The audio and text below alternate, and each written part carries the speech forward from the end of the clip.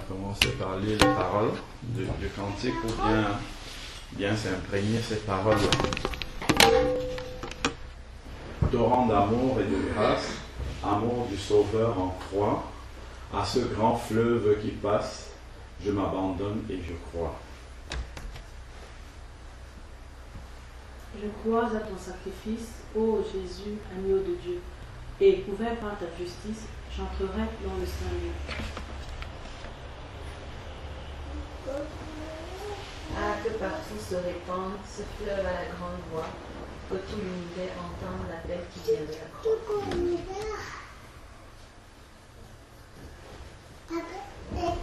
Que toute âme condamnée, pour qui tu verseras ton sang, soit au Père ramenée par ton amour tout-puissant.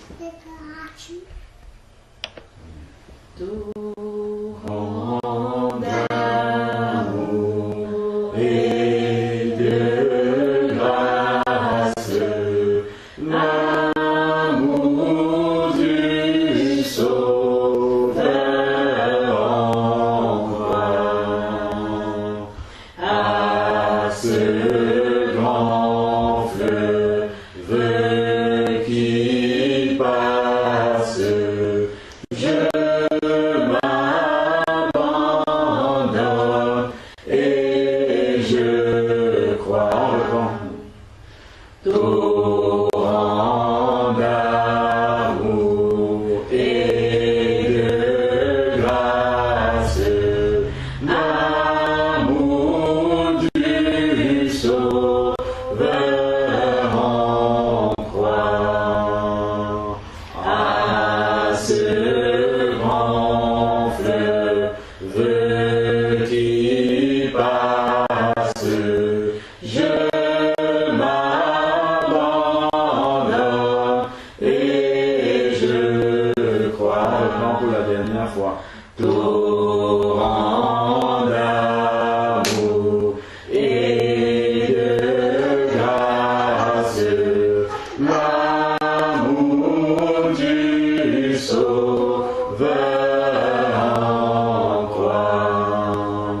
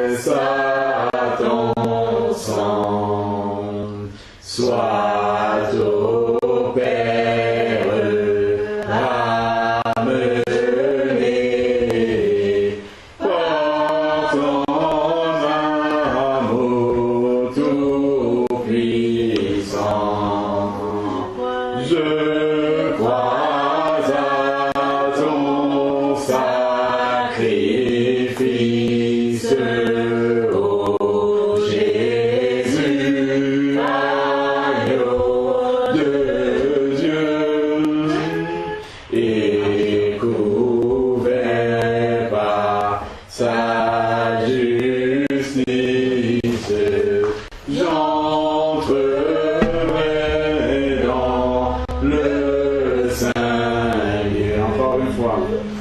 Je crois à ton sacrifice, ô Jésus, agneau de Dieu, et couvert par ta justice. J'entrerai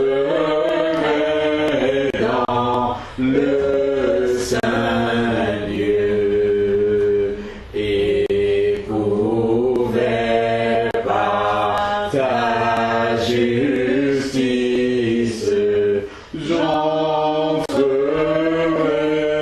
dans le saint lieu et couvert par ta justice. J'entrerai dans le saint lieu. Ce n'est que par la justice de Dieu que nous pouvons nous présenter devant sa face. Et dans le lieu très saint, au règne de la présence de Dieu, parce que rien de souillé ne peut entrer dans la présence de Dieu. Ce n'est que par sa grâce, ce n'est que par sa justice. Parce que tel que nous sommes, nous ne pouvons pas nous présenter devant le Seigneur. Et le Seigneur a versé son sang pour que toute âme, sans aucune exception, pour que quiconque place sa confiance en Jésus ait la vie éternelle en lui.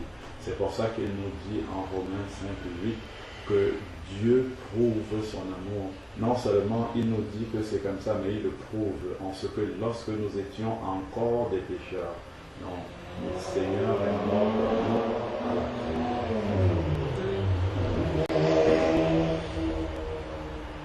Crucifié. Au-dessus de puissance.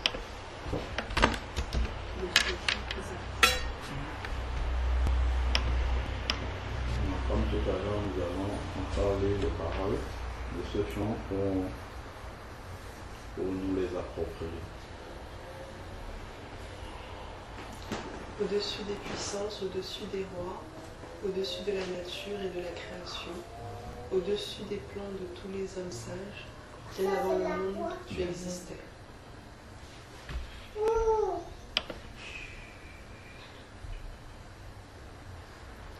Au-dessus des royaumes, au-dessus des trônes, au-dessus des merveilles que ce monde a connues, par-dessus tous les trésors de la terre, rien ne peut mesurer ta valeur. Crucifié, seul abandonné, tu as souffert, méprisé, rejeté, telle une rose foulée sous nos pieds. Tu m'as sauvé, tu m'as aimé par-dessus tout. Amen.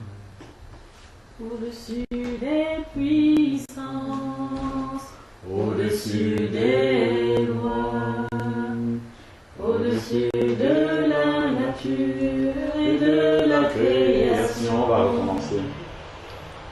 Au-dessus des puissances, au-dessus des rois, au-dessus de la nature et de la création.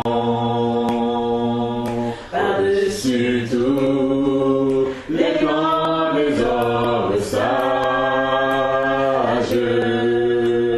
bien avant le monde tu existais. On reprend.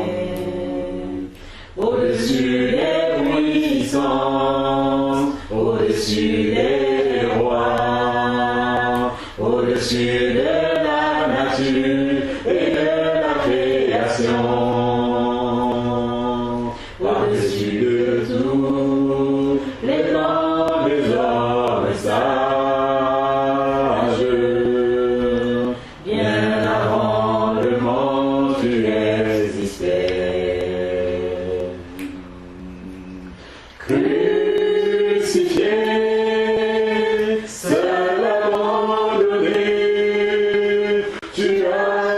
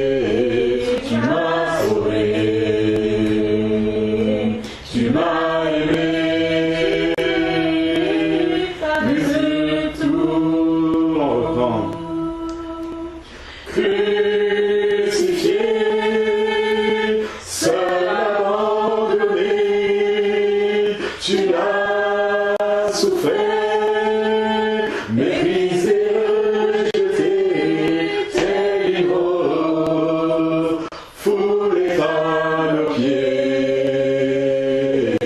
Tu m'as sauvé, tu m'as aimé, par-dessus tout,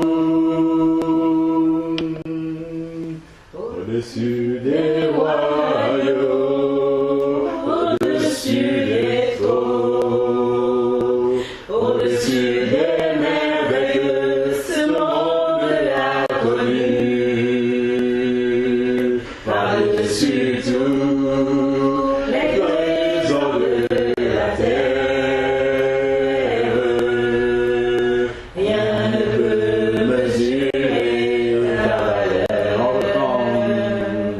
Au-dessus des royaumes, au-dessus des trônes, au-dessus des merveilles que ce monde a connues, par-dessus tous les trésors de la terre.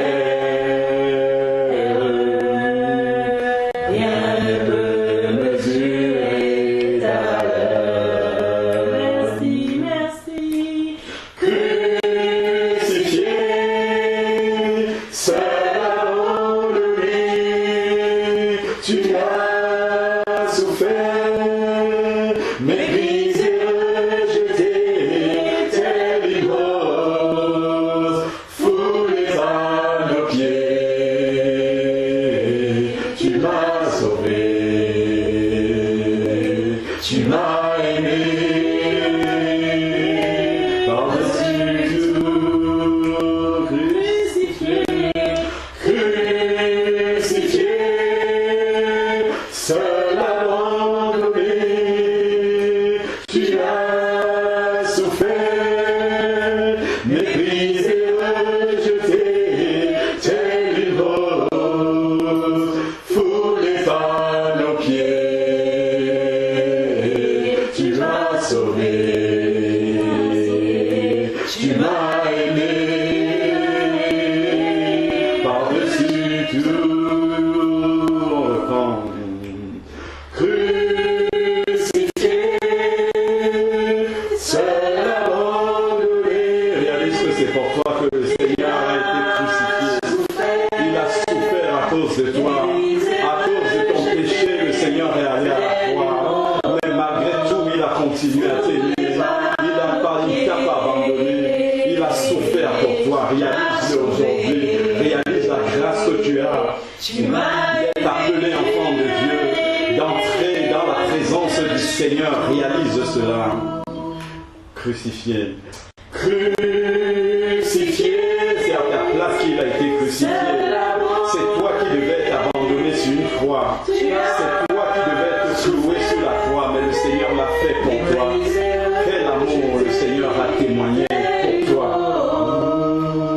Tu l'as tant foulé, tu as vécu loin de lui, mais il a accepté quand même de prendre ton péché à la croix et de te racheter de ta vaine manière de vivre. Mais le Seigneur a payé le prix, il a payé un grand prix, il a accepté de mourir jusqu'à la mort de la croix pour toi. Oh, alléluia, quel amour, Seigneur. Quel amour tu as manifesté à Golgotha, Seigneur. C'est nous qui allons être crucifiés sur cette croix, Seigneur. Tu nous as pris, Seigneur, au plus profond de la boue de notre péché, Seigneur. Encore aujourd'hui, nous continuons, Seigneur, à te fouler, Seigneur, par nos pieds, à marcher, Seigneur, par notre propre vaine manière de vivre. Mais, Seigneur, ton amour pour nous est sans pareil, Seigneur. Personne ne nous a aimés, même pas nos parents qui nous ont mis au monde ne peuvent nous manifester un tel amour. Seigneur, en retour de cet amour inexplicable que notre intelligence faible ne peut comprendre, Seigneur, nous voulons, Seigneur, en retour t'offrir le fruit de nos lèvres, Seigneur, mais purifie ces lèvres-là, Seigneur, afin que, Seigneur, cette louange, cette adoration s'élève vers toi, Seigneur, comme un parfum vraiment qui sent une très bonne odeur. Gloire à toi, Seigneur.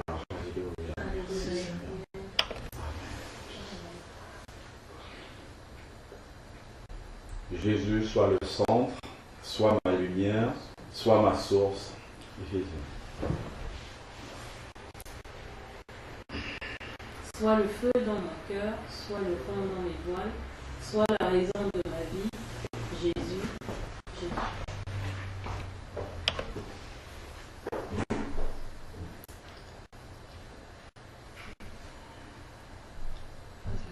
Jésus soit le centre, soit mon espoir, soit mon chant. Jésus.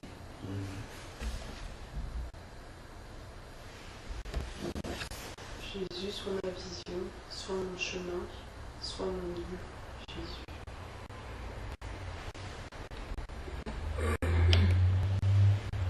Jésus,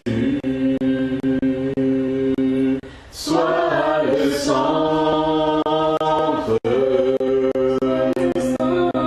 sois ma lumière, sois ma source. Jésus, on reprend. Jésus, sois le centre,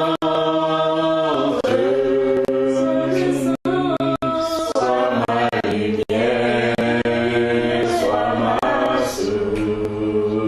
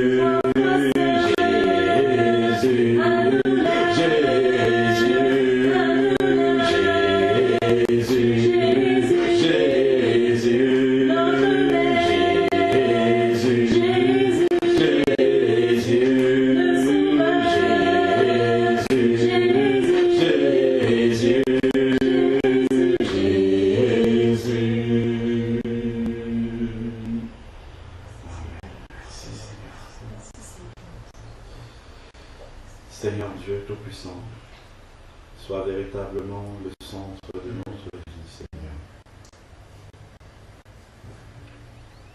Sois celui vers qui, Seigneur, tous nos regards se portent, Seigneur. Car dans la tempête, Seigneur, c'est toi seul, Seigneur, qui es capable de calmer notre barque, Seigneur. Éternel, en plus de cela, tu nous fais la grâce, Seigneur, d'être dans notre barque.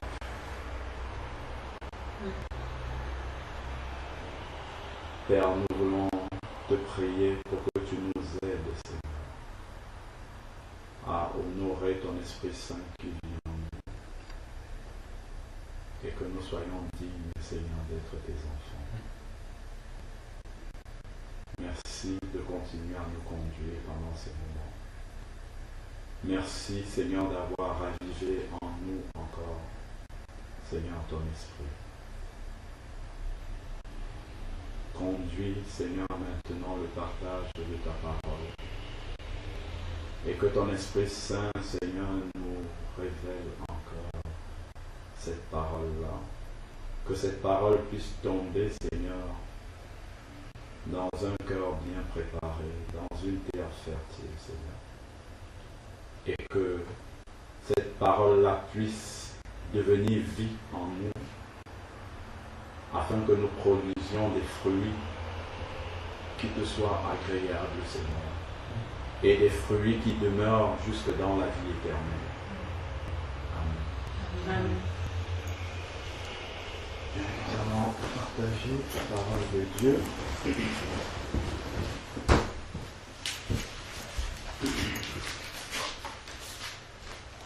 Nous allons partager deux textes qui vont parler de deux choses différentes.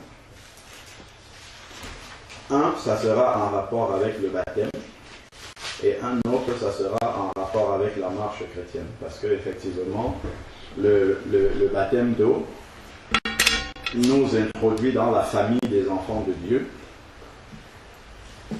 et nous conduit à marcher dans les voies du Seigneur. Nous allons commencer parce que la Bible dit que la foi vient de ce qu'on entend, et ce qu'on entend vient de la parole de Dieu. C'est en Romains 10, 17. Et donc, le fait de relire même les passages qu'on connaît, ça fait grandir encore davantage, ça fait grandir notre foi et nous conduit vraiment à être rassurés et assurés dans ce que nous faisons au nom du Seigneur Jésus, parce que c'est lui qui nous donne l'autorité de pouvoir le faire.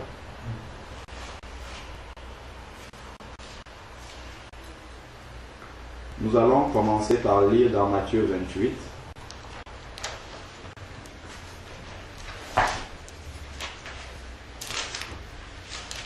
Au verset 16. Du verset 16 au verset 20, ce sont les instructions de Jésus. Matthieu 28, verset 16 au verset 20.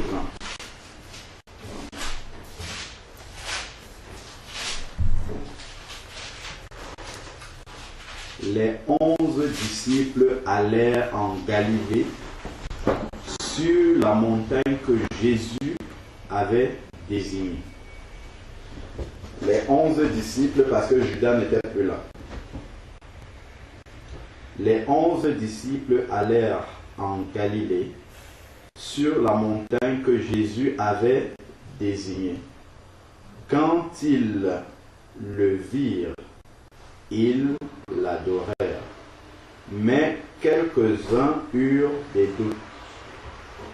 Jésus s'approcha et leur parla ainsi. Tout pouvoir m'a été donné dans le ciel et sur la terre. Allez, faites de toutes les nations des disciples. Baptisez-les au nom du Père, du Fils et du Saint-Esprit. Et enseignez-leur à garder tout ce que je vous ai prescrit. Et voici, je suis avec vous tous les jours jusqu'à la fin du monde. Ça, c'est ce que Jésus dit à qui? À ses disciples. Donc, il parle à ceux qui avaient cru en lui et il donne une mission à chacun de ses disciples. Il dit, allez et faites de toutes les nations des disciples. C'est un appel que Jésus fait à chacun de ses disciples. C'est une mission qu'il confie à chacun. Eux, au départ, ils étaient 11. Aujourd'hui, nous sommes des milliers. Tous les enfants de Dieu sont ses disciples. Et par conséquent, cette parole s'adresse à chacun de nous. Jésus te dit personnellement, va et fais de toutes les nations des disciples.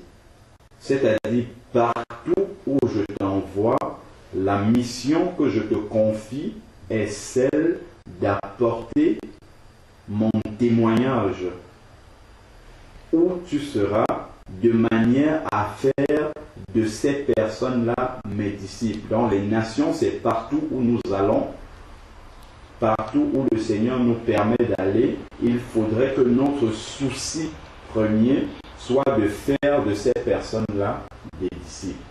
C'est vraiment la dernière parole de Jésus, c'est le dernier verset de l'évangile de Matthieu. On comprend ici que c'est une mission qui est très importante pour Jésus. C'est un peu comme le testament de Jésus sur la terre avant de partir. Cette dernière parole. Nous comprenons combien il importe pour le Seigneur que nous prenions à cœur cette mission-là.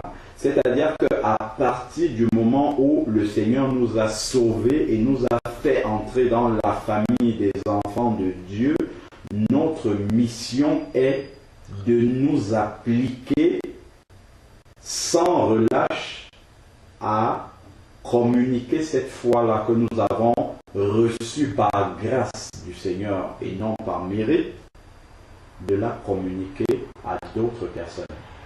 Parce que comme on a chanté tout à l'heure, l'appel qui vient de la croix s'adresse à toute âme condamnée, sachant que chaque être humain qui n'est pas régénéré est condamné.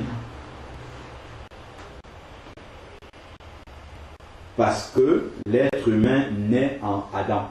Il naît avec le germe du péché d'Adam en lui et il est donc condamné. Et quand nous entrons dans la famille des enfants de Dieu, le Seigneur nous fait la grâce de nous ouvrir les yeux afin que lorsque nous avons les nouveaux yeux que le Seigneur nous donne, nous regardons à toutes ces nations, c'est-à-dire à toutes les personnes vers lesquelles le Seigneur nous envoie. Nous avons les yeux maintenant du Seigneur qui nous permettent de voir qu'ils sont sur le chemin qui les mène à la perdition, à l'abîme. Le plus grand amour que l'on puisse témoigner à quelqu'un qu'on aime, ce n'est pas simplement de lui donner du pain, parce qu'en lui donnant du pain, ce n'est pas suffisant, parce que même en mangeant demain, il peut mourir. La plus grande chose que nous avons à donner, à communiquer à toutes les personnes que nous côtoyons, c'est de leur apporter le salut. C'est là on voit vraiment, c'est la dernière parole de Jésus. Faites de toutes les nations des disciples. C'est ça qui est la chose qui est la plus importante pour l'humanité. Et le Seigneur donne ce message-là. Ça sera difficile, même si la personne ne l'accepte pas. La personne ne l'accepte pas simplement parce qu'elle n'est pas encore entrée dans la famille des enfants de Dieu et n'a pas encore reçu la grâce d'avoir les yeux que le Seigneur, lui, il avait ici en partant. Lui, il avait les yeux de Dieu directement et il pouvait voir que la chose la plus importante pour les personnes qui restent sur la terre, c'est que ces personnes-là soient sauvées. Or, les disciples, malgré les 3 ans et demi qu'ils avaient fait avec le Seigneur, ne réalisaient pas encore que la chose la plus importante était... Ils ne réalisaient même pas ce qu'ils avaient d'important, c'est-à-dire d'être sauvés. Parce que pour eux, quelques chapitres avant, on voit que les disciples étaient encore là en train de se disputer qui sera le plus grand après le départ de Jésus. Moi, je voudrais être le plus grand, moi, je voudrais être à la droite du Seigneur. Mais le Seigneur recadre les choses. Il leur dit avant de partir, faites de toutes les nations des disciples. C'est la chose la plus importante que vous puissiez faire. Parce que vous êtes sauvés, mais vous ne réalisez pas le prix, justement. Vous ne réalisez pas le privilège que vous avez d'être sauvés. Et dont la mission la plus importante que je vous donne, c'est d'aller et de ramener, de donner, de communiquer aux autres ce que vous avez reçu et dont vous n'avez pas conscience. C'est pour ça que ça apparaît complètement à la fin.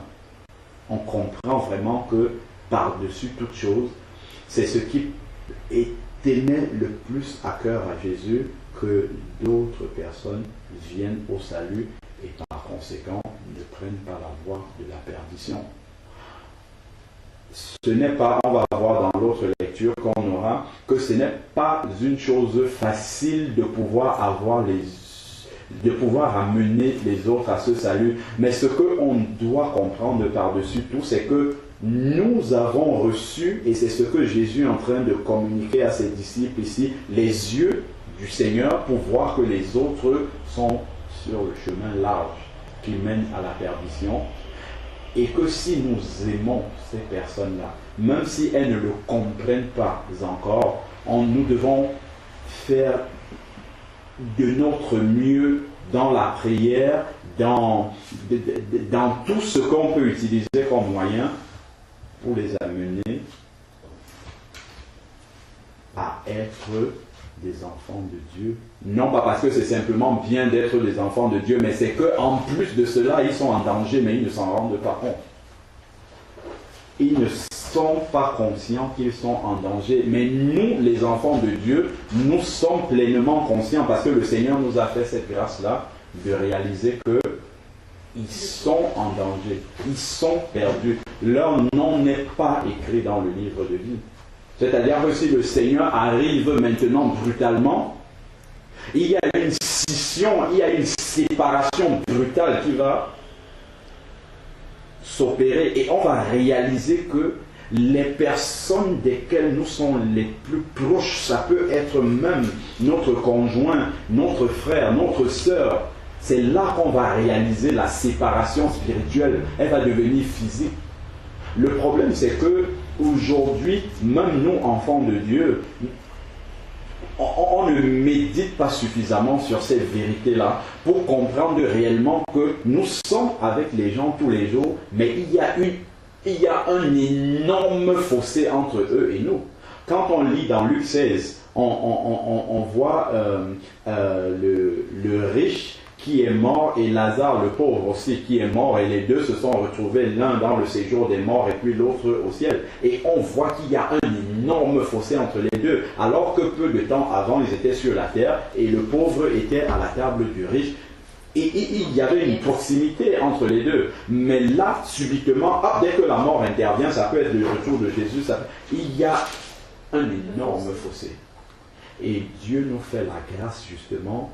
Nous, déjà étant sur terre, on réalise déjà ce fossé-là. Mais comme il n'est pas physique, on oublie souvent ça. C'est-à-dire qu'on peut manger dans la même assiette avec elle, qu'on peut boire dans la même coupe avec cette personne-là, parce qu'on a peut-être le même sang et qu'on vient de la même maman. Bon, tout cela, on pense que c'est fort pour la terre, mais immédiatement, si le Seigneur revient ou si la mort intervient, tout de suite, ça devient un inconnu. Ça devient quelqu'un qui a une autre nationalité pour nous. Pourtant, c'est notre frère, d'un point de vue charnel. C'est quelqu'un de qui on est très proche. Et la séparation qu'il y a entre ces personnes qui ne sont pas au Seigneur et nous est tellement plus grande que quelqu'un qui est au pôle Nord et quelqu'un qui est au pôle Sud de là-bas. Elle est beaucoup plus grande que celle-là. Parce que celui qui est au pôle Nord, et s'il rencontre quelqu'un qui est au pôle Sud, il y a quand même une affinité entre les deux parce qu'il sait que c'est un être humain, je peux lui parler, même si on n'a pas la même langue avec le langage des signes, il y a des choses qui nous réunissent. Mais là, il s'agit de deux royaumes incompatibles. Le royaume des ténèbres et le royaume de la lumière.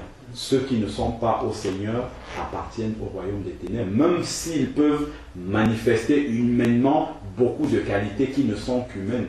Lorsqu'on n'a pas confessé le Seigneur Jésus, on n'appartient pas à son royaume, quelles que soient les bonnes choses qu'on peut faire. Et c'est cela que nous devons réaliser. Et la prière de notre cœur doit toujours être selon justement ce que le Seigneur dit à ses disciples ici. C'est Seigneur, ouvre les portes, montre-moi de quelle manière est-ce que je peux pas. De toutes les manières, ce n'est pas nous qui faisons. C'est l'Esprit de Dieu qui est en nous qui va convaincre ces personnes-là. Ce n'est pas par notre intelligence qu'on peut arriver à convaincre. Donc, notre prière, ça doit simplement être de demander au Seigneur de disposer les circonstances, de nous utiliser comme instruments pour que lui, par son Esprit, agisse. Mais nous devons toujours être dans cette attitude de prière pour sauver cela. Parce que c'est la chose la plus grande qu'on puisse faire pour quelqu'un, c'est de l'amener au salut. C'est pas qu'il partage notre foi parce que nous sommes là et qu'on veut qu'il soit comme nous, non.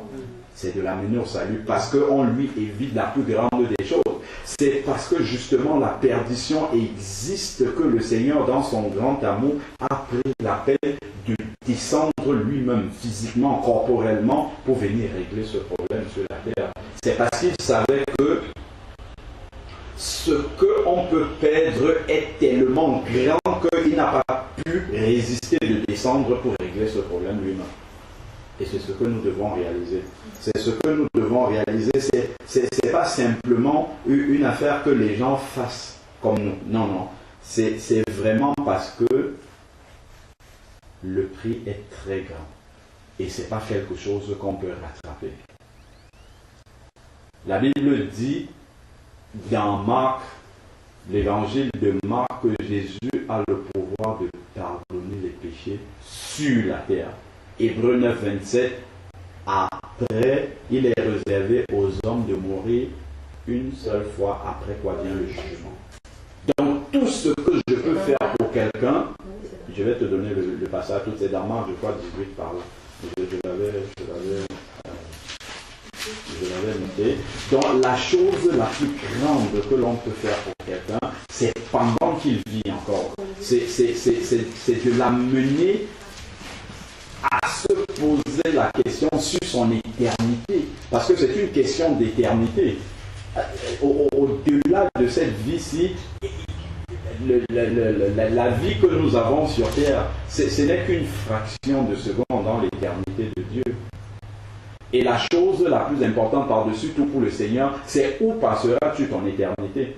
C'est ça qui est la question la plus importante. C'est pas est-ce que tu as mangé, certes c'est bien, est-ce que tu as mangé aujourd'hui, demain, ainsi de suite. Mais après, la chose la plus importante, c'est où passeras-tu l'éternité? Et c'est une question que beaucoup dans ce monde, pourquoi? Parce qu'ils appartiennent à ce monde et que ce monde est dirigé par le diable. Le diable essaye de mettre le plus grand nombre de distractions possibles pour qu'on ne se pose pas la question essentielle. Il met voile sur voile, occupation sur occupation.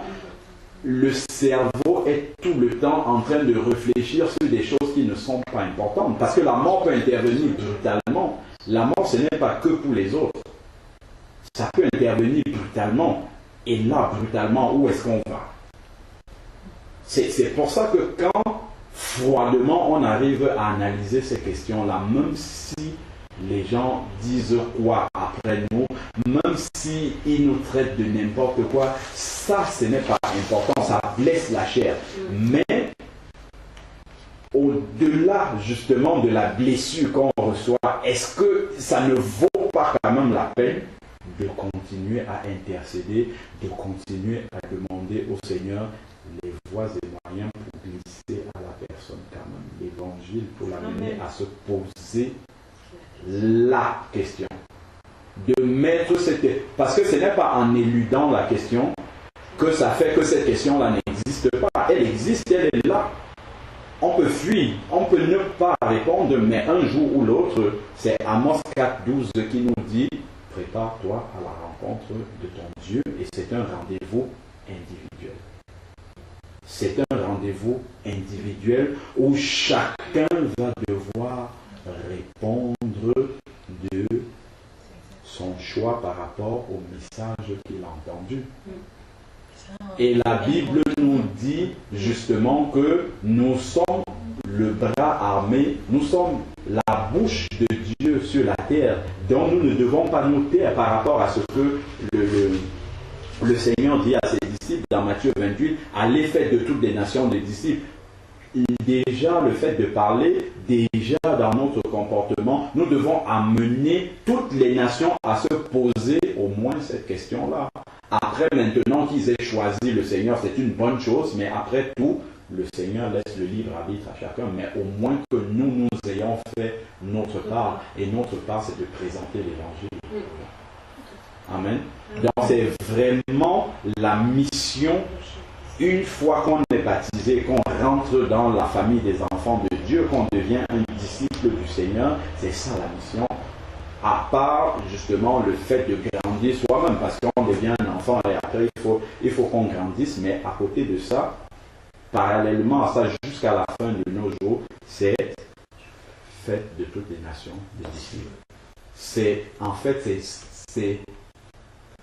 comme Cora dit souvent, c'est vider l'enfer. Parce que les gens sont sur la terre, ils marchent, ils ne se posent pas cette question, mais en fait, ils sont déjà en enfer.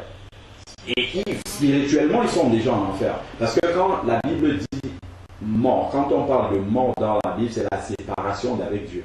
C'est-à-dire, l'enfer n'est pas forcément un lieu simplement où il y a des tourments. Pourquoi il y a des tourments là-bas? Parce que Dieu est absent. Ce n'est que ça. C'est un lieu où il n'y a pas la présence de Dieu. Et s'il n'y a pas la présence de Dieu dans un lieu, ça veut dire que le diable a tous les pouvoirs d'agir. La Bible nous dit... Voilà, exactement. C'est parce qu'il y a encore des chrétiens sur la terre et que les chrétiens ont le Saint-Esprit en eux. Donc, le Saint-Esprit est encore présent sur la terre. C'est pour ça que l'activité du diable est limitée. Souvent, les gens demandent pourquoi, si Dieu existait à tel endroit, il y a des guerres, ainsi de suite. C'est parce que le diable est encore sur la terre et qu'il agit. Ce n'est pas Dieu qui conduit à faire des guerres. C'est parce que le diable peut encore exercer. Mais si il y avait vraiment une présence, un plus grand nombre de personnes converties, la présence du Saint-Esprit serait beaucoup plus forte sur la terre et l'action du diable serait limitée. Parce que la Bible nous dit que le monde, c'est dans 1 Jean 4, je crois, au 5, 19, que le monde est dirigé par le diable. Jusqu'à ce que Jésus revienne sur la terre, établir son royaume, c'est le diable qui tient les ficelles. Mais au milieu justement du monde, il y a les enfants de Dieu qui, eux, ont reçu la lumière et ne font plus partie du royaume du diable. Donc, ils sont conscients, par la grâce de Dieu, de voir l'activité du diable, de voir comment les ruses du diable, ce qu'il utilise comme ruse pour séduire les autres. Et une fois qu'on est sorti de ce milieu-là, qu'on peut voir comment il agit sur les autres. Et la Bible dit que le diable se déguise en ange de lumière. C'est-à-dire qu'il ne va pas venir comme ça de manière complètement découverte, dire c'est moi le diable. Non, il va agir subtilement pour justement voiler les yeux des gens, leur dire bon, la vie elle est bien, elle est paisible, ainsi de suite. Après, brutalement, hop, là j'arrive, et puis bon, si on a même la grâce de vivre jusqu'au bout, là j'arrive, et puis la question de l'éternité est quand même là. Hier, on était avec Daniel Mitterrand, c'était la première dame, elle avait tous les honneurs, le tapis rouge, mais aujourd'hui elle n'est plus. On voit les gens déposer des gels de fleurs, elle n'est plus, c'est fini. Elle est où maintenant? Elle a été première dame, elle a été, Dieu le sait. On ne sait pas. Elle a eu tous les honneurs sur la terre, mais aujourd'hui, où est-ce qu'elle est? Est-ce que tout ce passé, toute cette vie d'honneur-là, aujourd'hui, terrestre, lui sert à quelque chose?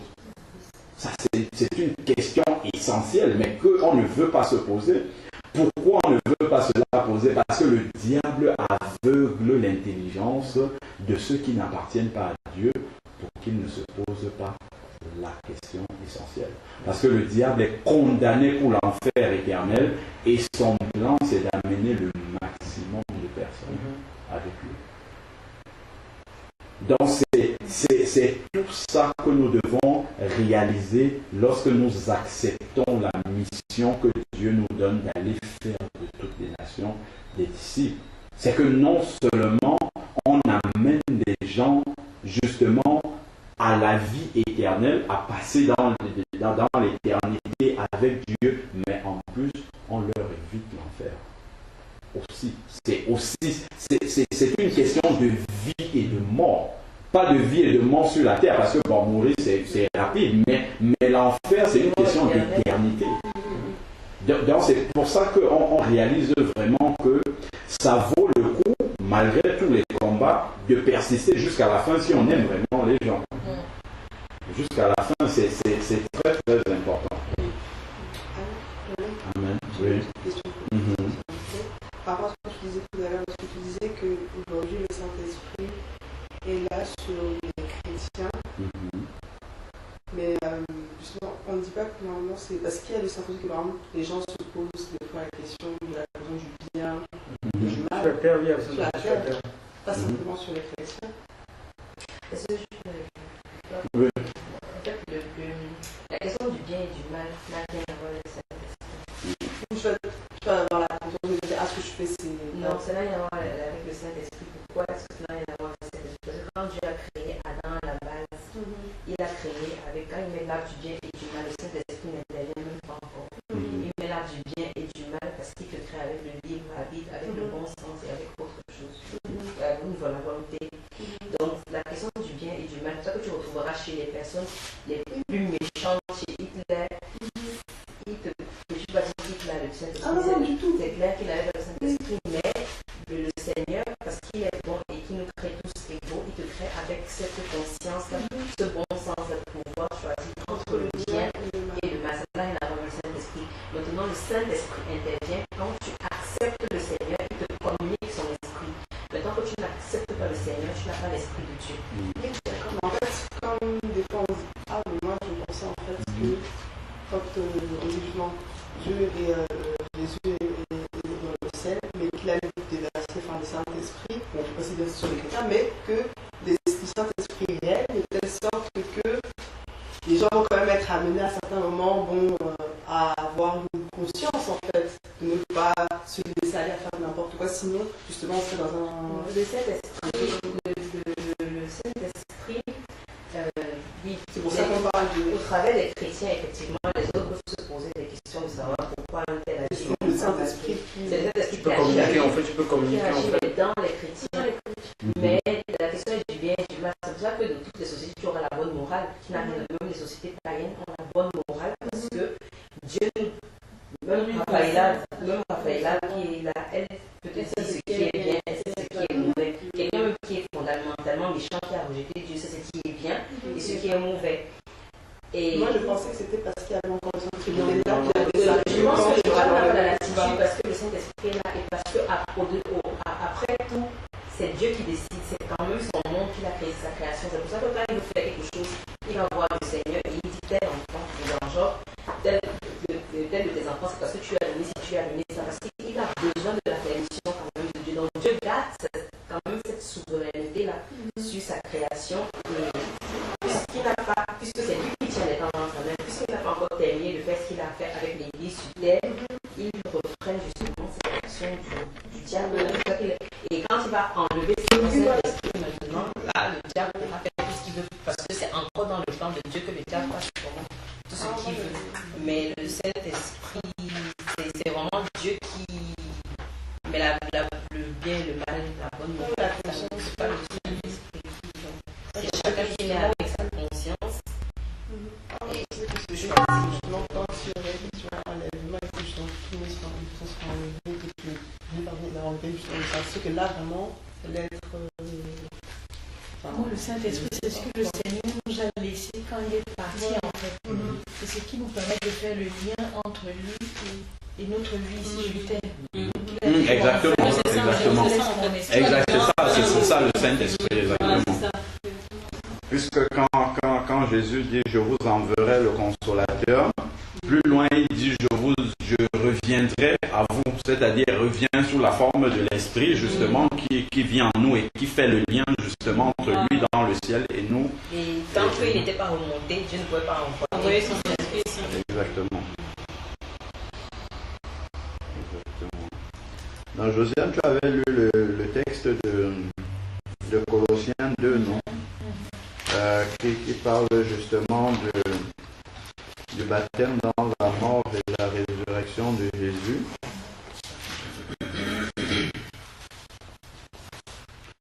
Qui parle du passage de l'ancienne vie à la nouvelle vie. Bon, je pense qu'on peut passer dessus, sauf si tu as des questions. C'est Colossiens 2. 12 à 15. Voilà, 12 à 15, hein, c'est ce qu'on avait dit. Enseveli avec lui par le baptême, vous êtes aussi ressuscités en lui et avec lui par la foi en la puissance de Dieu qui l'a ressuscité d'entre les morts. Vous qui étiez morts par vos offenses et par l'incirconcision de votre chair, il vous a rendus à la vie avec lui en nous faisant grâce pour toutes nos offenses. Il a effacé l'acte rédigé contre nous et dont les dispositions nous étaient contraires. Il l'a supprimé en le clouant à la croix. Il a dépouillé les principautés et les puissances et les pouvoirs et les a publiquement livrés en spectacle en triomphant de par la croix. Amen. Donc c'est là l'image spirituelle même du baptême. C'est la coupure avec l'ancienne vie et la résurrection dans une vie nouvelle qui est entièrement dédiée au Seigneur. Et cette coupure-là est une coupure vraiment spirituelle forte, qui doit être une séparation radicale de tout ce qu'on peut avoir comme passé spirituel. Parce que si on s'appuie encore sur son passé spirituel, on ne laisse pas le Seigneur vraiment prendre le contrôle des choses. Parce qu'un enfant qui vient de naître ne va pas suggérer à ses parents ce que ses parents doivent lui donner. C'est le papa jusqu'à un certain âge et la maman qui conduisent l'enfant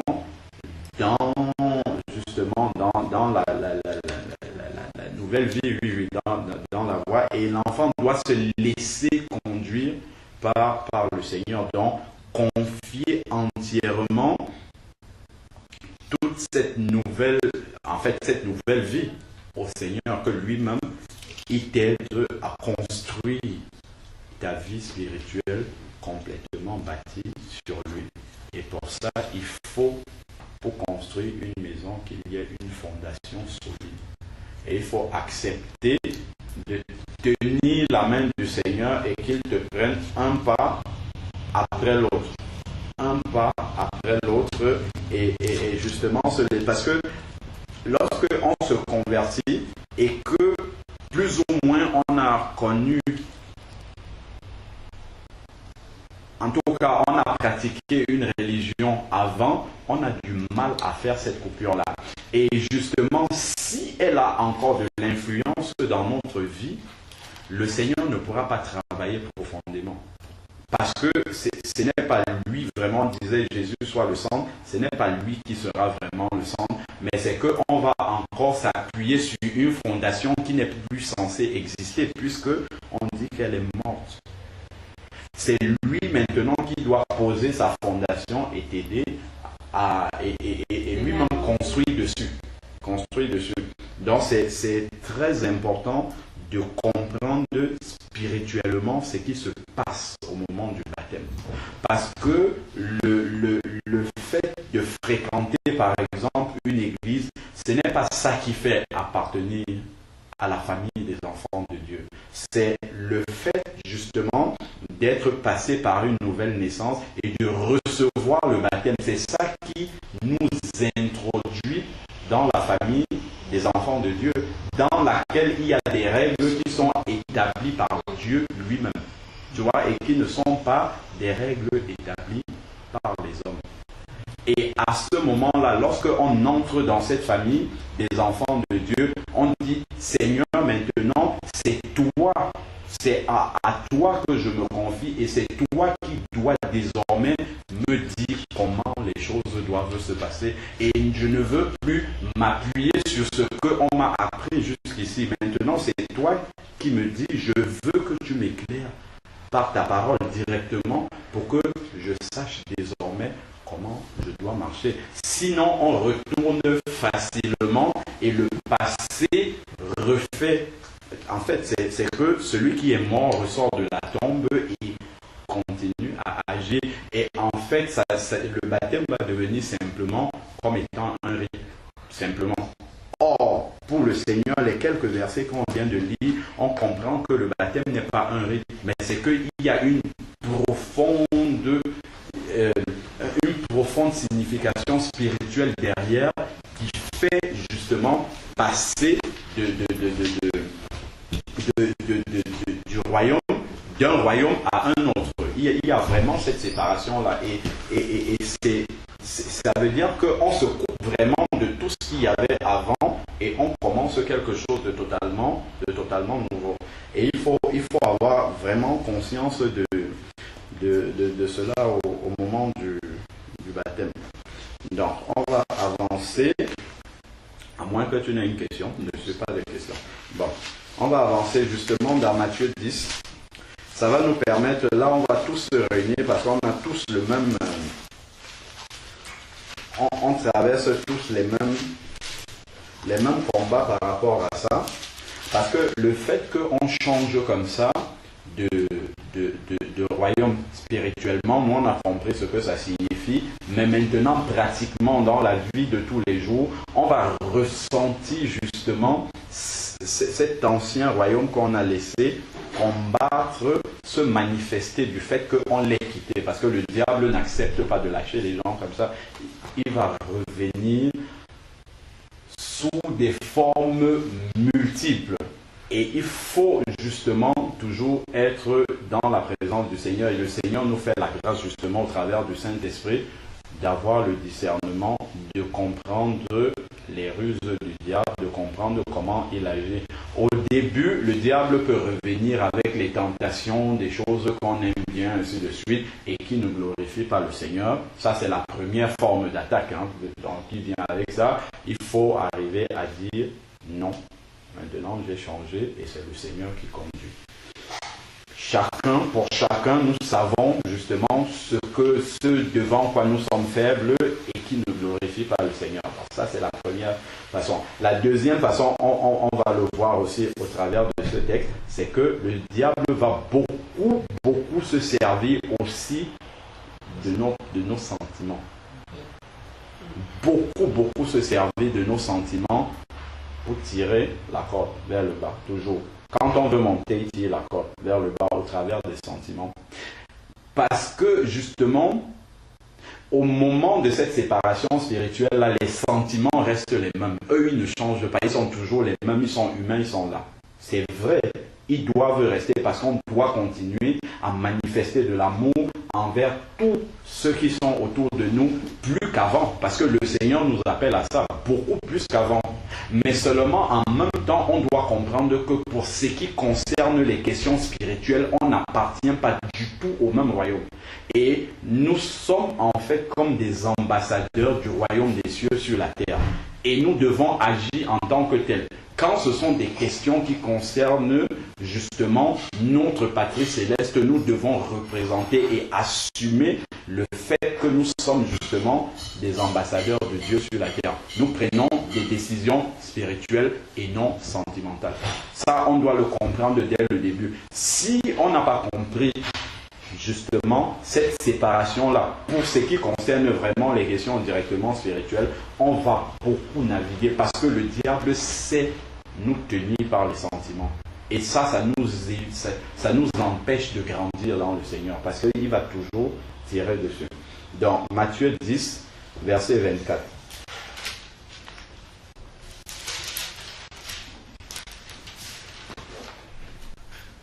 Matthieu 10, verset 24. Le disciple n'est pas plus que le maître, ni le serviteur plus que son Seigneur. Il suffit au disciple d'être traité comme son maître et au serviteur comme son Seigneur. S'ils ont surnommé le maître de la maison Belzébul, à combien plus forte raison surnommeront-ils les gens de sa maison? Les gens de sa maison sont toi et moi qui sommes de la famille de Dieu maintenant. Et quand il dit « il », c'est-à-dire ce sont les gens qui n'appartiennent pas à Dieu. Ceux qui ne font pas partie de la famille des enfants de Dieu. Bon, ici, il dit, l'ont surnommé Belzébul, mais ça va se présenter sur de multiples formes de persécution. C'est tout ce qui est calomnie, c'est tout ce qui est... ce que les gens peuvent dire sur toi, ils vont t'appeler de cette manière. Pourquoi? Parce que Jésus lui-même est passé par le même chemin. Si justement nous n'avons pas des tribulations, des persécutions, des combats liés au choix qu'on a fait, ça veut dire que nous serons plus que le maître. Ça veut dire que nous sommes dans la maison, mais nous n'avons pas ces combats-là. Or, il dit, le disciple n'est pas plus que le maître. Si je suis passé par le chemin de la persécution, toi aussi tu dois passer par le même chemin. Autrement, tu deviendrais plus que le maître. Non, on ne doit pas s'étonner de la persécution qui va arriver. Verset 26. Ne les craignez point, car il n'y a rien de caché qui ne doive être révélé. C'est-à-dire que quelqu'un qui te fait quelque chose aujourd'hui à cause de ta foi, ça ne demeure pas caché parce qu'un jour, le Seigneur lui ouvrira les yeux et il se rendra compte qu'il t'a fait du mal à cause de ta foi. Et vous serez tous les deux ensemble pour qu'il réalise que c'était une erreur. Il peut revenir te demander pardon ou le Seigneur sait comment il va faire. C'est pour ça qu'il dit ça ne reste pas caché. Chaque persécution qu'on subit, le Seigneur l'enregistre à cause de lui. Chaque persécution qu'on subit à cause de lui, le Seigneur en est conscient et il sait le jour où il va révéler cette chose-là. Donc c'est pour ça qu'on ne doit pas s'en faire.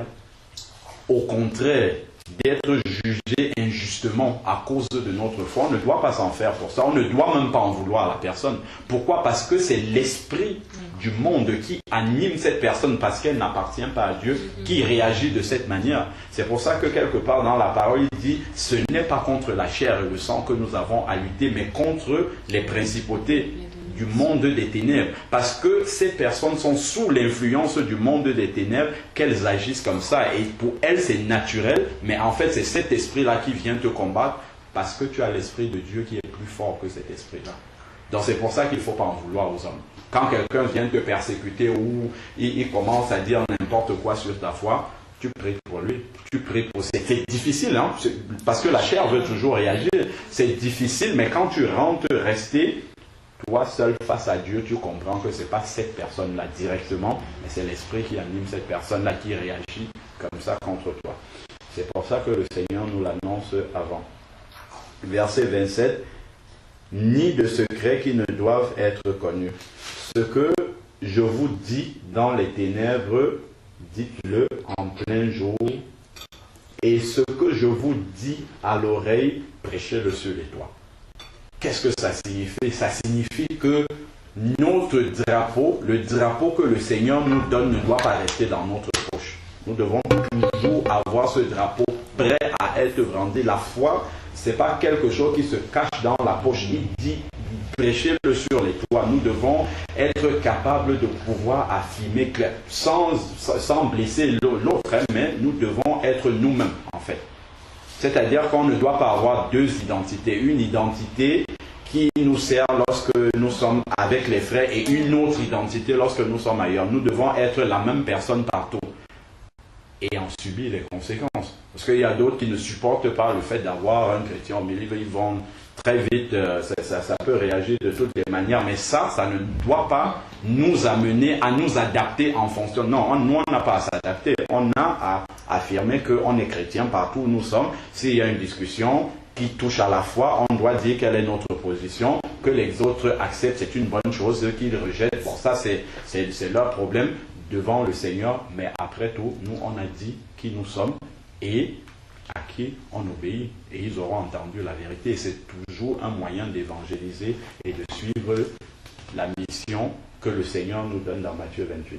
Alors, dans la suite, il dit, ne craignez pas ceux qui tuent le corps et qui ne peuvent tuer l'âme, craignez plutôt ce qui peut faire périr l'âme et le corps dans la géhenne. Donc, tout ce que les hommes peuvent faire qui attaquent notre chair, ça, nous ne devons pas avoir peur de ça. Toutes les persécutions que les hommes vont faire contre nous à cause de notre foi ne doivent pas nous faire peur. Parce qu'ils peuvent détruire le corps, tout ce qui touche la chair, mais jamais ils ne peuvent atteindre notre âme à l'intérieur. C'est ça qui prouve encore que par-dessus tout, la chose la plus importante pour le Seigneur, c'est notre âme et non le corps qui est à l'extérieur. Alors, verset 29. Ne vantons pas deux moineaux pour le prix d'un sou, cependant, il n'en tombe pas un à terre sans la volonté du Père. Donc le Seigneur nous accompagne, il a dit dans Matthieu 28, je suis avec vous tous les jours jusqu'à la fin du monde. C'est-à-dire que partout où nous sommes au nom du Seigneur, quand nous prenons position au nom du Seigneur, il est toujours présent. Malgré toutes les persécutions que nous subissons sur la terre, le Seigneur est là. Il est présent. Nous lisons c'est dans Acte 7 au verset 57 ou 51, quand Étienne était lapidé sur la terre, la Bible dit qu'il a eu une vision où le ciel s'est ouvert, il a vu Jésus debout, alors que lui, il était en train d'être lynché sur la terre, mais en train d'être honoré dans le ciel. Donc, pendant que nous sommes persécutés sur la terre, le Seigneur nous honore là-haut. Or, notre foi n'est pas une foi qui se manifeste dans les choses visibles, mais dans les choses spirituelles, qui sont les choses invisibles et les choses qui demeurent éternellement surtout. Parce que le diable flatte les gens avec les choses visibles, mais qui sont éphémères, et les gens placent leur confiance en cela, alors que les choses les plus importantes, c'est qu'est-ce que Dieu pense de ce que je suis en train de faire. C'est ça qui est important. Verset 30, et même les cheveux de votre tête sont tous comptés. Donc nous comptons toujours sur la fidélité et sur le secours du Seigneur en toutes circonstances. Verset 31, soyez donc sans crainte vous valez plus que beaucoup de moineaux. Notre vie a un prix incommensurable aux yeux du Seigneur, au point où il ne peut pas laisser qu'une tribulation qu'on nous fait sur la terre puisse aller au-delà de nos forces, et ne peut pas non plus laisser que cette tribulation-là aille jusqu'à faire chanceler notre foi. Parce que c'est notre foi justement qui est le garant de notre âme, de la vie de notre âme dans l'éternité. Et il dit, craignez plutôt ce qui fait périr l'âme. C'est-à-dire ce qui peut faire chanceler ta foi au point d'abandonner le Seigneur. C'est de ça qu'il faut avoir peur. Mais si ce ne sont que des persécutions qui touchent la chair, ça c'est pas important. Nous ne devons pas craindre cela. Verset 32, c'est pourquoi quiconque, voilà. C'est pourquoi tous nous devons enregistrer cette parole-là bien et la méditer, la garder toujours. C'est pourquoi quiconque me confessera devant les hommes, je le confesserai moi aussi devant mon Père qui est dans les cieux. Mais quiconque me reniera devant les hommes, je le renierai moi aussi devant mon Père qui est dans le ciel. On peut, quand il parle de régner, ce n'est pas de dire, c'est pas simplement de dire je règne Dieu, non. Par notre silence simplement, dans une discussion, dans une situation où il faut vraiment dire quel est le point de vue de Dieu, notre silence c'est un régnement. Ne cacher notre drapeau dans une circonstance où il faut et que le Saint-Esprit nous montre que il faut brandir ce drapeau de la foi. Si on se tait, c'est une manière de régner Dieu. Donc c'est vraiment à cette identité-là que le Seigneur nous appelle, à être toujours... Nous sommes d'abord des enfants de Dieu avant d'être tout ce que nous sommes sur la terre. Ingénieurs, je ne sais pas moi, comptables, tout ce que nous sommes sur la terre, nous sommes d'abord des chrétiens avant, parce que tout ce que nous sommes sur la terre va passer. Mais cette identité, être chrétien, même si je suis camerounais, je suis haïtien, je suis tout ce que je suis, cette identité, c'est une identité qui a une durée de vie. Alors que chrétien, c'est une identité éternelle. Ça n'a pas de durée de vie. C'est pour ça que cette identité-là prime sur l'identité qu'on nous a donnée sur la terre et qui va s'arrêter au moment où on va mourir. Et donc, c'est pour ça qu'il dit que nous ne devons jamais cacher ce drapeau-là, parce que de toute manière, on doit avoir ce drapeau-là jusqu'à l'éternité. On l'a une bonne fois pour toutes. Lorsqu'on entre dans les eaux du baptême, il nous donne ce drapeau-là et on va le garder jusque dans l'éternité. Plus jamais on ne va se séparer de ce drapeau-là. En tout cas, c'est ce qu'il nous conseille de faire, de ne jamais se séparer de ce drapeau et d'affirmer toujours qu'on a ce drapeau. Alors, maintenant, la dernière partie parle justement du disciple et de la famille. Il aborde justement et il va nous montrer au travers de ces versets-là comment effectivement le diable va utiliser le sentiment, parce que la chose la plus proche qu'on a, c'est la famille. En tout cas sur la terre, c'est la famille. Et il va montrer comment est-ce que justement la famille peut être utilisée par le diable pour nous séparer de Dieu, pour prendre le dessus sur cette famille. Parce qu'effectivement, une fois qu'on devient enfant de Dieu,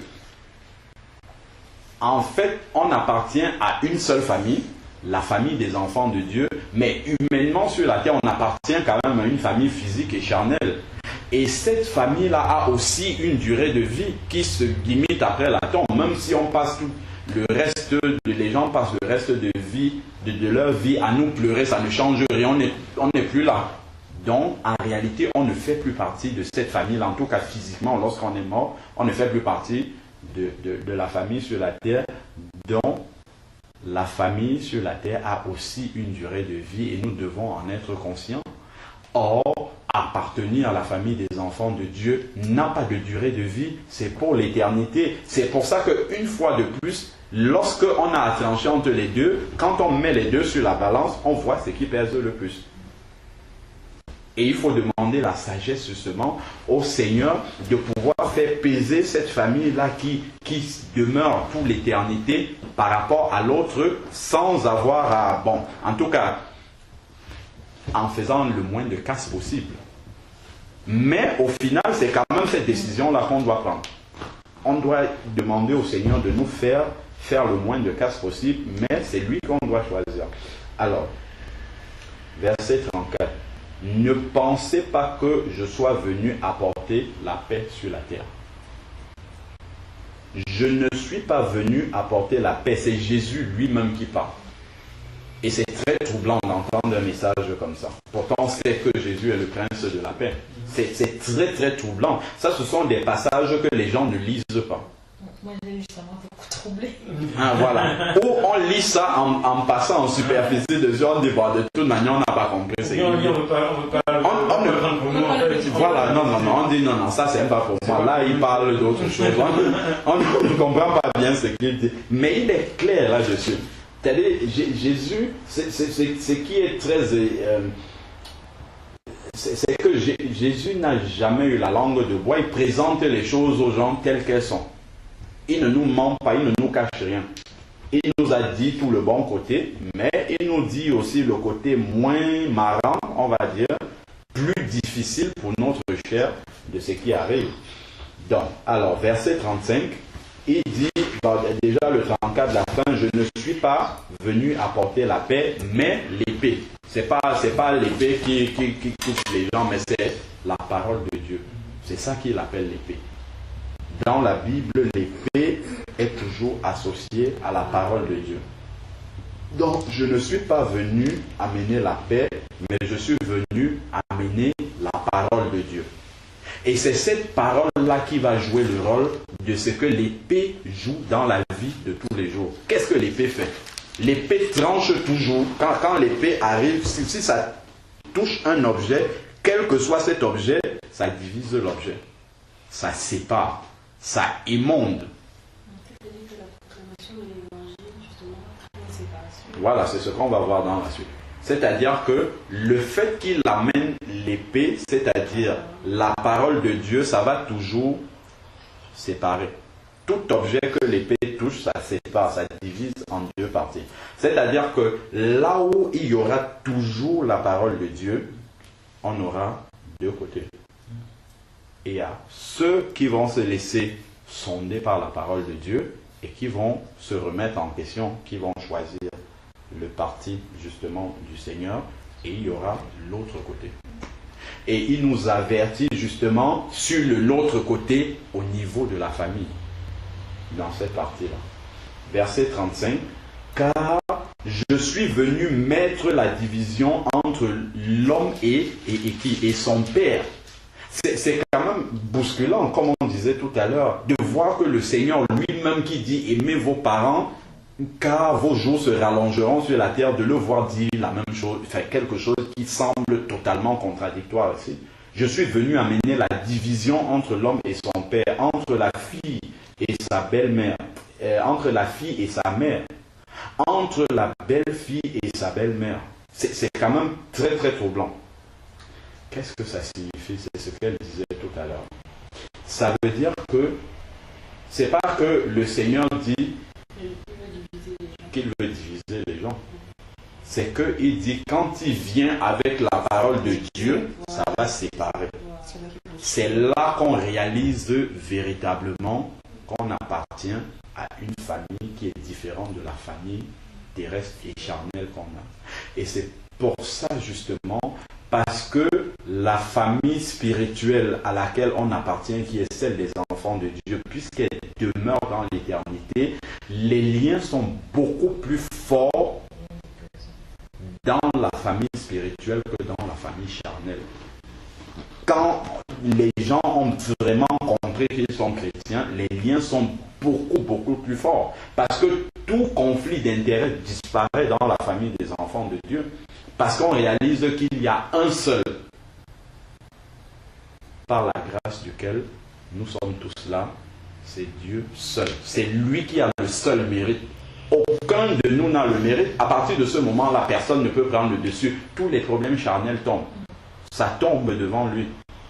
C'est pour ça que ces liens-là peuvent demeurer, parce qu'il n'y a pas de contrefaçon dans les liens entre les enfants de Dieu, s'ils sont conduits tous par l'Esprit de Dieu. Verset 36, et l'homme aura pour ennemi les gens de sa maison. Ça, c'est très fort, ça, quand même. L'homme aura pour ennemi les gens de sa maison. C'est-à-dire que l'opposition la plus forte quand tu deviens un enfant de Dieu, ça vient de la proximité, ça vient de la famille. Et Jésus prend la peine d'expliquer ça à ses enfants. Il ne faut pas être surpris par ça. Parce que le diable va le plus réagir là où ça nous fait mal.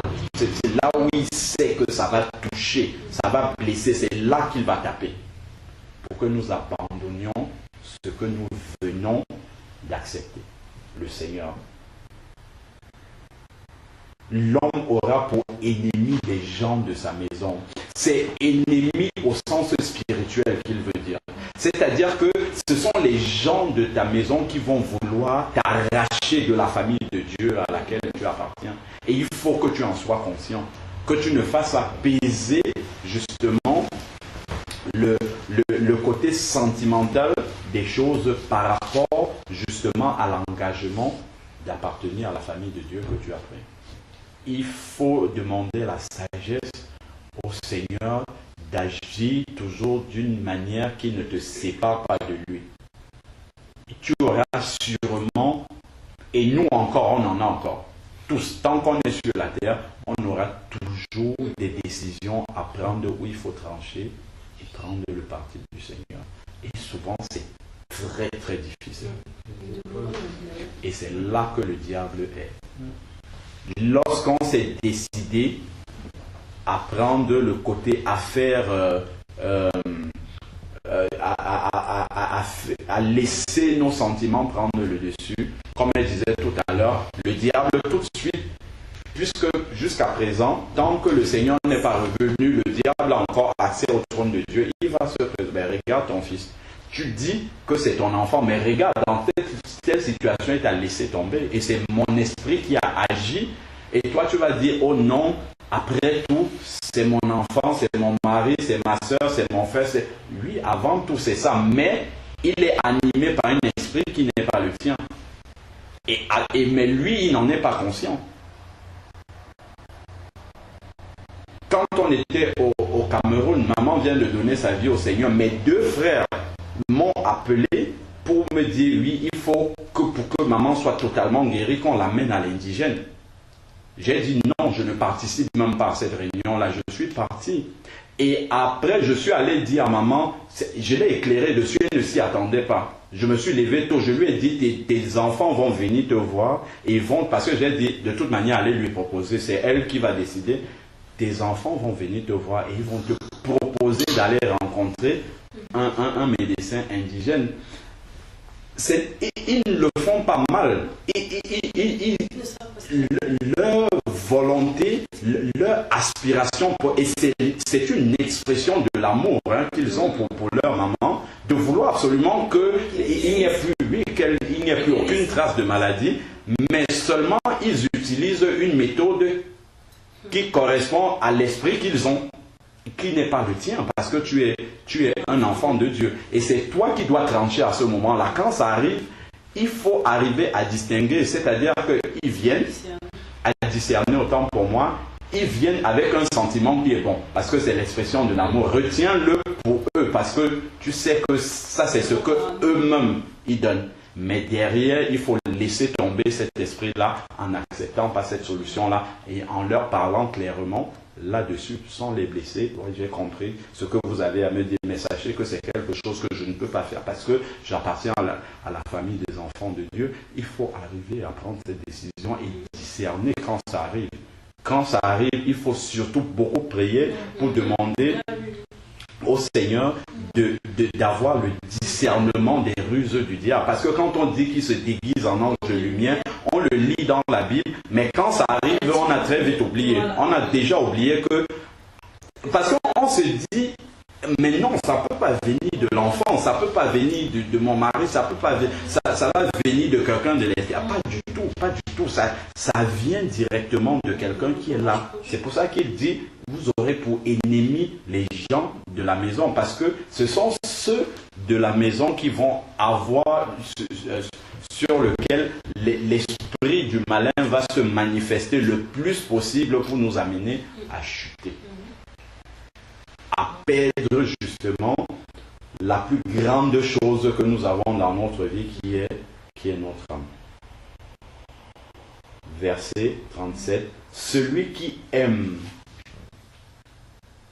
son père ou sa mère plus que moi n'est pas digne de moi. Est-ce que le Seigneur veut dire que nous ne devons pas aimer notre père, notre mère? Pas du tout. Pas du tout. Ça veut dire que notre amour pour le Seigneur doit être tellement grand que par rapport à l'amour qu'on a pour notre Père, que cet amour soit insignifiant. C'est-à-dire que si on a tranché entre une décision qu'on a à prendre, que notre papa nous suggère, notre maman, qui ne va pas, parce qu'ailleurs il dit aussi qu'il faut respecter les parents, mais il y a une suite dans le Seigneur. Tant que ce que mon père, ma mère, ma soeur, mon fils me demandent de faire ne contredit pas la parole de Dieu, il faut respecter, il n'y a pas de problème. Même les autorités disent qu'il faut respecter les autorités. Mais si l'autorité m'amène à faire quelque chose qui ne va pas dans le sens de la parole de Dieu, je ne dois pas respecter. C'est la même chose pour la famille. C'est ce que ça veut dire. Si on a à trancher dans une décision, il faut toujours que les intérêts du Seigneur passent en premier. Celui qui aime son fils ou sa fille plus que moi n'est pas digne de moi. C'est-à-dire que notre amour pour Dieu doit surpasser l'amour qu'on donne à nos enfants, à nos fils et à nos filles. 38. Celui qui ne prend pas sa croix et ne me suit pas n'est pas digne de moi. Dans une autre version, c'est celui qui ne prend pas sa croix chaque jour et me suit n'est pas digne de moi. Il ne dit pas celui qui prend la croix de Jésus. Non, lui, il a pris sa croix, mais il dit prendre sa croix. C'est-à-dire que la croix, elle est là, elle est posée. C'est toi qui délibérément viens et prends cette croix et la mets et suis le Seigneur. Donc, on aura toujours le choix de dire, bon, puisque ici, ça va faire mal à ma chair, je ne prends pas la croix, je la laisse. C'est-à-dire que je choisis ce qu'on me dit de faire, puisque ça va me créer le moins de confrontation possible. Donc je laisse tomber. En fait, c'est comme si je reniais Dieu. Je baisse mon drapeau, je dis, bon, pour éviter des problèmes ou des confrontations, je laisse tomber.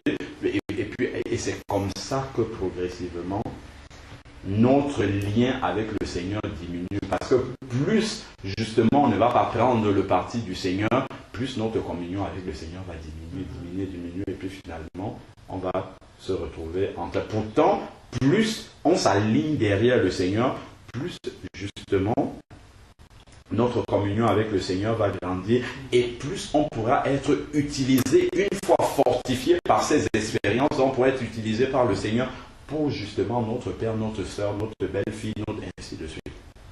Mais il y a d'abord ce travail-là que le Seigneur doit faire. Et c'est au travers justement de ces... Pourquoi le Seigneur laisse faire? Parce que c'est le diable qui agit au travers d'eux, mais le Seigneur laisse faire parce que c'est justement, c'est un examen que nous sommes en train de passer pour nous amener à réaliser que nous sommes passés dans une famille qui est beaucoup plus importante que la famille spirituelle.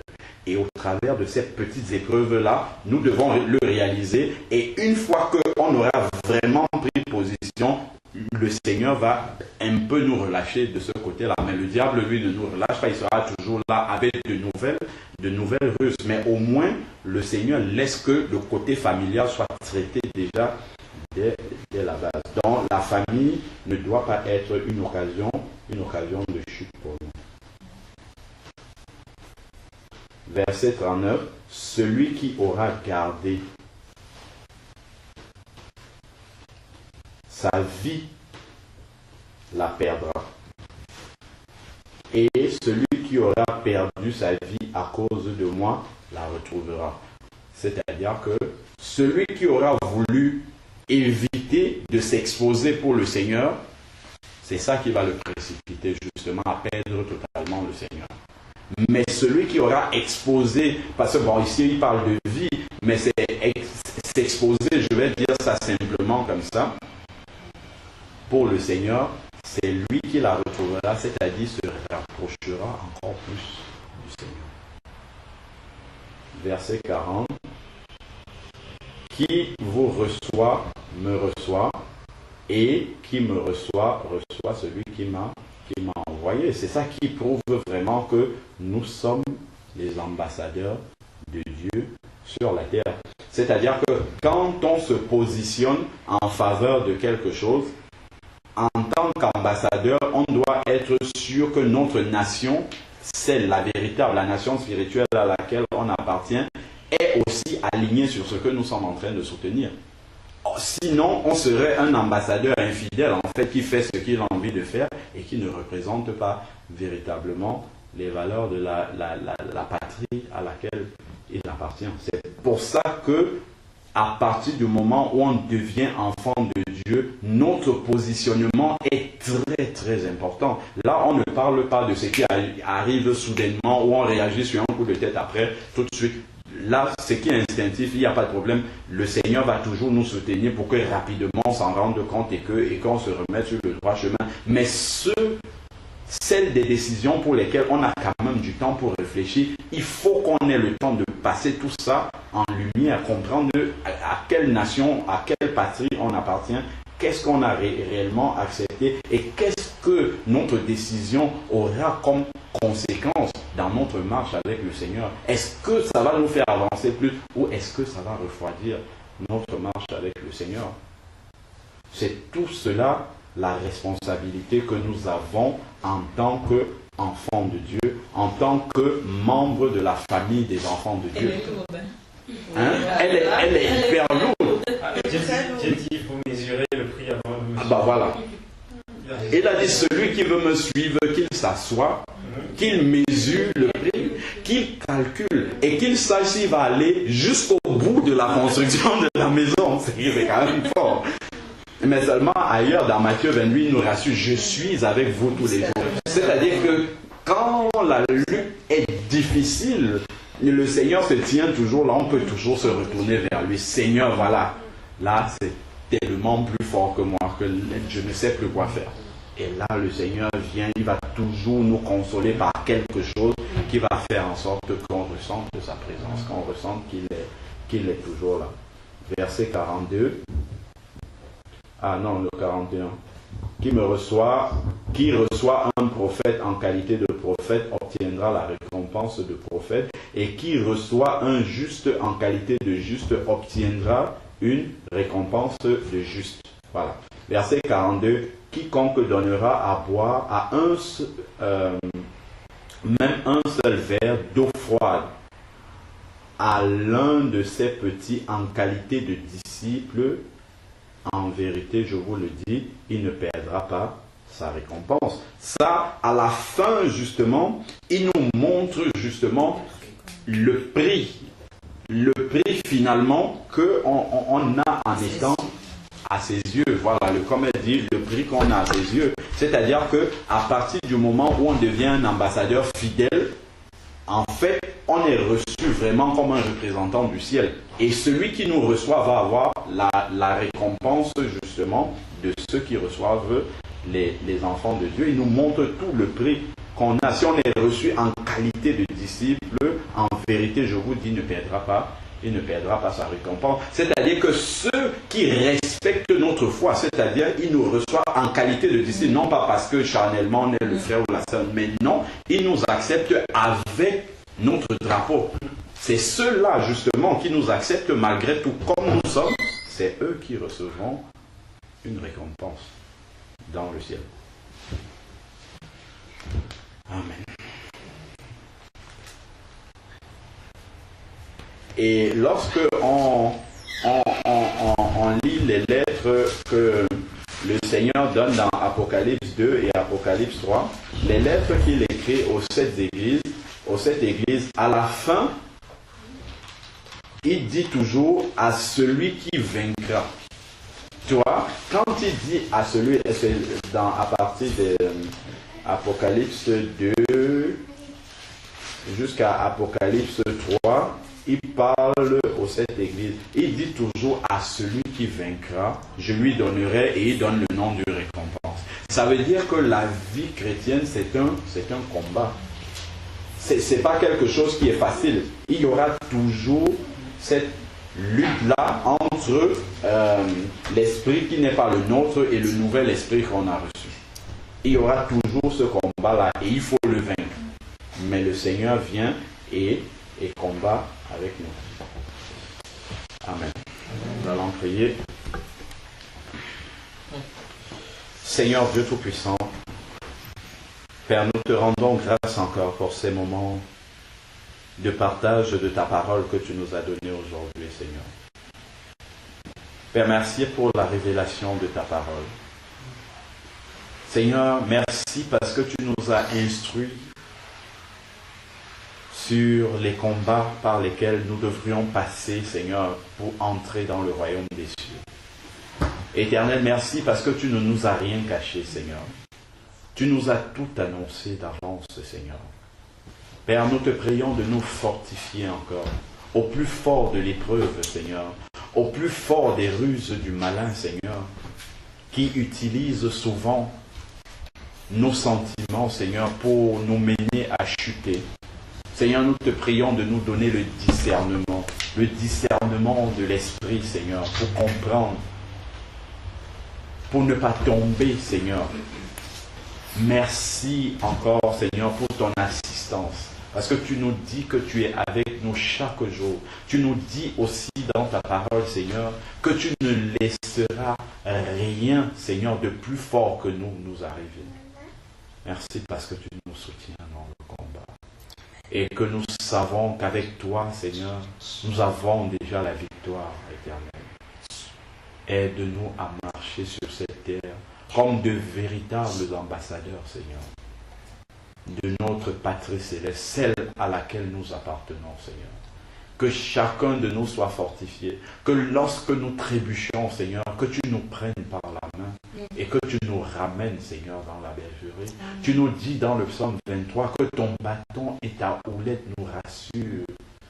Père, Seigneur, tu nous rassures par ce bâton. Merci infiniment. Merci, Seigneur. Sanctifie-nous, Seigneur, par la vérité de ta parole, Seigneur. Et qu'au moment de l'épreuve, au plus fort de la tentation, Seigneur, que ces paroles-là puissent remonter en nous, que nous sachions, Seigneur, que nous serons accueillis dans le royaume céleste comme de véritables ambassadeurs, Seigneur. Des ambassadeurs de la patrie céleste sur la terre. Seigneur, donne-nous les yeux toujours fixés sur toi, Seigneur, et fixés sur la cité céleste, Seigneur, celle que nous avons à défendre sur la terre. Au nom de Jésus-Christ. Amen. Amen.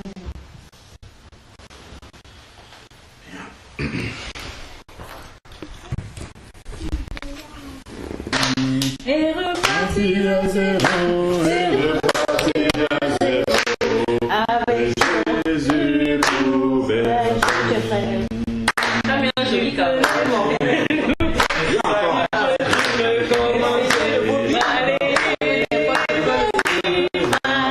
Dans les babouches.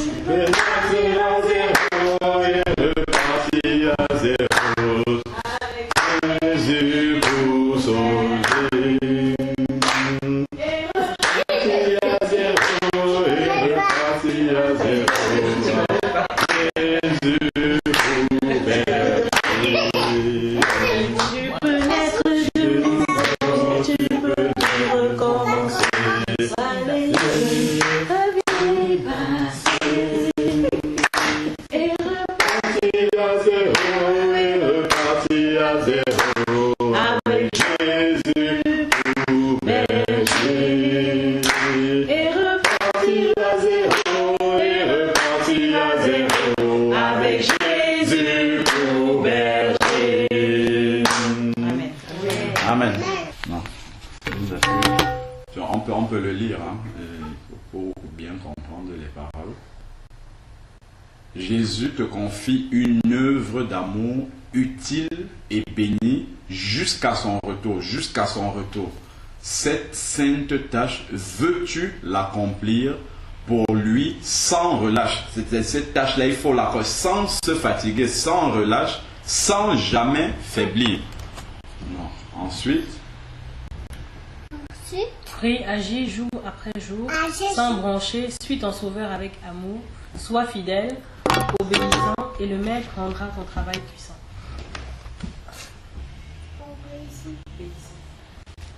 Voilà ce qu'on a dit aujourd'hui. Va chercher ton frère, esclave enlacé, lasse de sa misère, de son noir passé, arrache son âme au plaisir trompeur. Le salut proclame en Christ ton sauveur.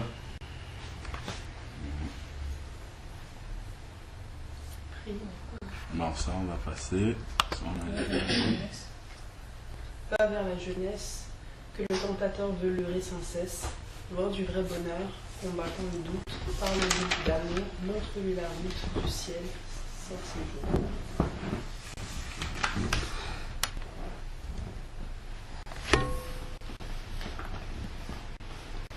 Va vers ceux qui meurent sans Dieu, sans espoir. Dis à ceux qui pleurent quand tout semble noir. Jésus donne vie, bonheur, joie et paix à qui se confie en lui pour jamais. C'est de patience après. Tu peux Ouais, c'est lui, c'est cliquer plus. directement. Jésus Te confie une œuvre d'amour, utile et bénie jusqu'à son retour. Cette sainte tâche, veux-tu l'accomplir? Pour lui sans relâche, sans jamais faiblir. Prie, agis, jour après jour, sans manger, suis ton sauveur avec amour. Sois fidèle, obéissant, et le maître rendra ton travail puissant. Va chercher ton frère, esclave enlacé, là de sa misère, de son noir passé, arrache son âme au plaisir trompeur. Le salut proclame en Christ ton sauveur. Prie, agis jour après jour, sans broncher, suis ton sauveur avec amour. Sois fidèle, obéissant, et le maître rendra ton travail puissant. Va vers la jeunesse que le tentateur veut leurrer sans cesse, loin du vrai bonheur. Combattant le doute, parle-lui d'amour, montre-lui la route du ciel saint séjour. Prie, agis jour après jour, sans broncher, suis ton sauveur avec amour. Sois fidèle, obéissant, et le maître rendra ton travail puissant. Va vers ceux qui meurent sans Dieu, sans espoir. Dis à ceux qui pleurent quand tout semble noir. Jésus donne vie, bonheur, joie et paix à qui se confie en lui sans jamais. Prie, agis jour après jour, sans broncher, suis ton sauveur avec amour. Sois fidèle, obéissant, et le maître rendra ton travail puissant. On reprend la dernière strophe. Va vers ceux qui meurent sans Dieu, sans espoir. Dis à ceux qui pleurent quand tout semble noir. Jésus donne vie, bonheur, joie et paix à qui se confie en lui pour jamais. Prie, prie, agis jour après jour, sans broncher, suis ton sauveur avec amour. Sois fidèle, obéissant, et le maître rendra ton travail puissant. Alors, j'ai quelques petites recommandations à te donner sur les responsabilités du nouveau baptisé. Donc, tu pourras noter quelques... Et il y a cinq éléments clés qu'il faudrait absolument intégrer. Linda, tu vas lire les passages, hein, parce que je vais donner des passages dans Acte 2. Quasiment tous. Enfin, tous, non. C'est dans Acte 2. Alors, la première responsabilité du nouveau baptisé. 1. Il s'engage dans l'église locale. C'est dans Acte 2, au verset 42. Nous savons que Acte 2, c'est le jour de la Pentecôte, où Pierre a prêché sur la mort et la résurrection de Jésus, et que les personnes qui étaient là dans la rue à qui il a prêché ont demandé que devons-nous faire pour être sauvés, et parce que leur cœur était vivement touché. Et Pierre a dit, répentez-vous et soyez, que chacun de vous soit baptisé afin que ses péchés lui soient pardonnés, et vous recevrez le don du Saint-Esprit. Et ensuite, justement, dans la suite, là, c'est là où on a le verset Acte 2, 42. Il persévérait dans l'enseignement des apôtres, dans la communion fraternelle, dans la fraction du pain et dans les prières. Voilà, donc le nouveau baptisé doit être engagé dans une église locale. Dans ce qu'on appelle une église locale dans la Bible, dans la localité, d'abord, ça veut dire qu'il ne doit pas aller à 1500 km pour chercher son église. Et il doit rester à proximité de chez lui. Mais ce que la Bible appelle l'église, c'est la communauté de ceux qui sont sauvés. C'est la famille, la véritable famille des enfants de Dieu. Il faut se réunir avec ceux qui ont expérimenté la nouvelle naissance comme toi et qui sont passés par le baptême d'eau par immersion également. C'est au milieu de ces enfants-là que l'Esprit de Dieu agit véritablement et pourra te faire grandir. C'est au milieu de cette famille de Dieu-là que tu vas retrouver la véritable nourriture spirituelle dont tu auras besoin pour grandir dans le Seigneur. C'est pour ça que c'est important. Un chrétien qui est seul dans son coin va s'asphyxier, mais en même temps, il peut aussi mourir spirituellement s'il est au milieu des personnes qui ont la profession de foi extérieure, mais qui n'ont pas expérimenté la véritable nouvelle naissance. En fait, vous n'appartenez pas à la même famille spirituelle. Vous ne vous nourrissez pas de la même parole. Vous n'avez pas besoin du même aliment spirituel. Donc, si tu es dans ce genre de milieu-là, tu vas recevoir une nourriture qui ne va pas te permettre de croître et tu ne pourras pas grandir spirituellement. C'est pour ça qu'il faut bien comprendre ce qu'on entend par église locale. C'est la communauté de ceux qui sont sauvés